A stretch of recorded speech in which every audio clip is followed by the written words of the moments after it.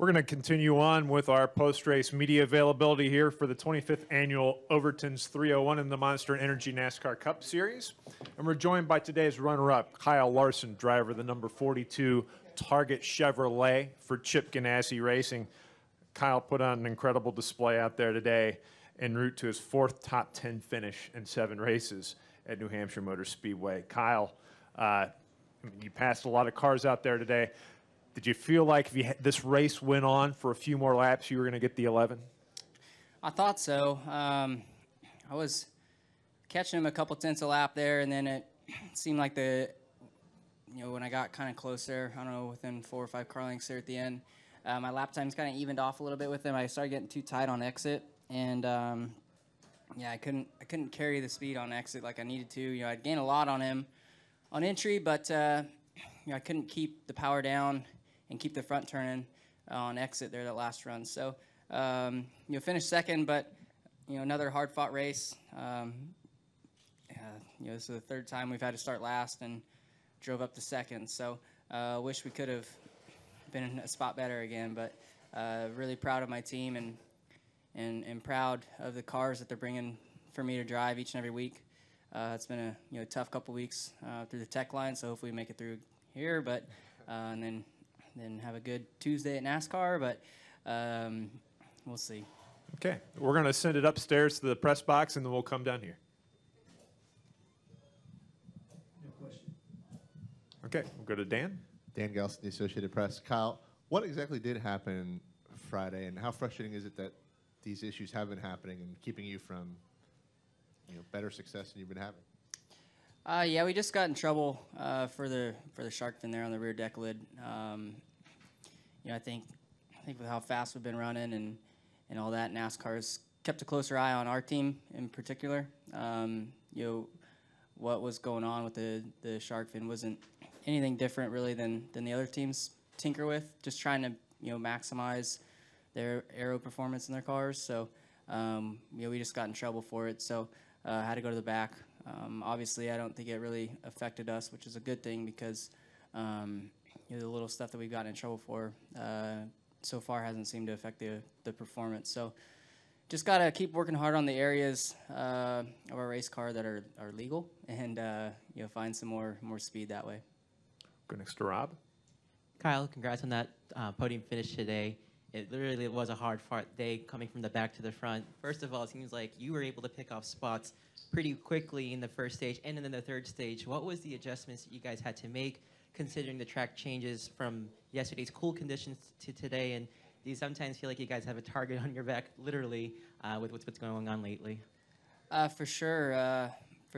It seems like we have a target on our back, but that's a good thing too. It means everybody's paying attention to us. And it's my 4th year, and I've never been in the position to where NASCAR and other teams are paying so much attention to our race cars. So that's a compliment to everybody at our race shop. But I don't remember the other question you asked. Oh, about passing lots of people. In the beginning of the race, when the VHT was down pretty heavy there, I thought I could get underneath people fairly easily and quickly. And in that point of the race, there's a lot of give and take. So most everybody I got to just kind of let me by.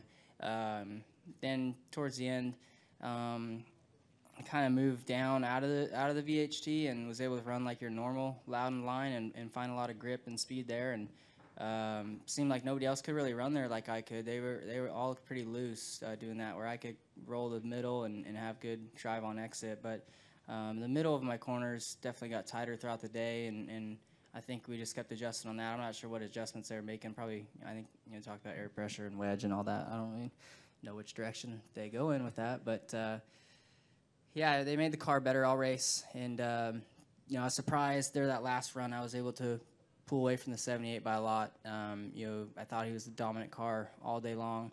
Anytime he was in front of me, he'd pull away a lot, and then he got to my back bumper there a couple times the last run. But once I moved down to my line that I liked, I started catching 11 and pulling away from Martin pretty fast. Go next to Jeff.